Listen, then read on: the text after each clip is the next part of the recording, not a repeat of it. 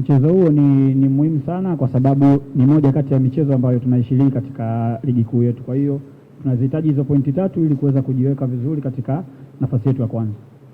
Kwanza, jambo la kwanza ni uzuri kwamba kila mchezaji anaona, na sababu ana mitandao, kwa hiyo anaona na anajua umuhimu wa mchezo huu. Lakini tunapokaa sisi kama wachezaji kwa pamoja ni kuweza kutiana hamasa na kuambiana jinsi gani mchezo unachukuliwa. Kwa hiyo kila mchezaji akae focus na ajue wananchi wanahitaji nini katika mchezo wa kesho, na uzuri tayari kila mtu anaona ile hali. Kwa hiyo tunajiandaa sote kwa pamoja na tutashirikiana kuweza kufanya vizuri kwenye mchezo huu. Maandalizi yako vizuri na tuko vizuri kwa ajili ya mchezo wa kesho.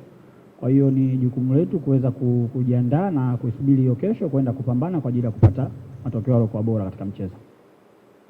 Sawa, nikaribishe maswali 5 kwa nahodha.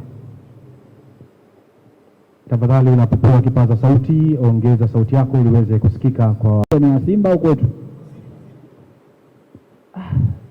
Yaani kikubwa ni kufocus sisi na timu yetu na kujua mwalimu ametupa mipango gani katika mchezo huo, kwa sababu tunachoamini Simba ni timu kubwa na wana wachezaji wengi wazuri ambao wanaweza kufanya vizuri kwenye mchezo wote. Kwa hiyo ni sisi kujiandaa na kufanya maandalizi yaliokuwa bora kuweza kukabili na kuweza kufanya vizuri kwenye mchezo huo.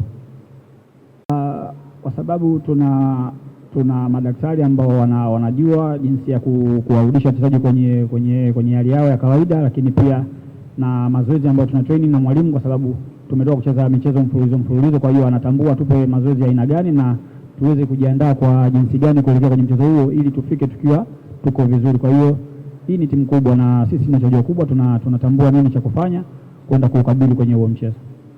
Sawa. Kufanya ni mimi kujiandaa vizuri kuelekea mchezo wote ambao uko mbele yangu. Kwa hiyo ni wajibu wangu kujiandaa na kuweza kushindana na kujua mpinzani wangu ana ubora gani na mimi kufanya maandalizi gani ili kuweza kushinda katika hiyo mipambano ambayo nitakutana nayo katika uwanja. Kwa hiyo tusubiri wakati utapofika, tuombeane dua, tunaamini mchezo utakuwa mzuri.